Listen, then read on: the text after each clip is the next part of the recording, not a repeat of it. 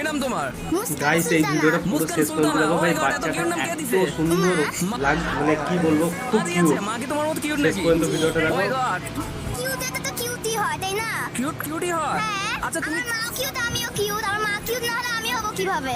यार ये कितनी औसम है यार। তাহলে আমি যদি মধ্যখানে কিউটের ডিব্বা ঢুকে যাই তাহলে কি হবে? ভালো হবে না? তৃতীয় ব্যক্তি হয়ে যাবে। না তৃতীয় ব্যক্তি না তো, এটা কিউটের ডিব্বা। কিউটের ডিব্বা থেকেই তো কিউটনেস ছড়ায়।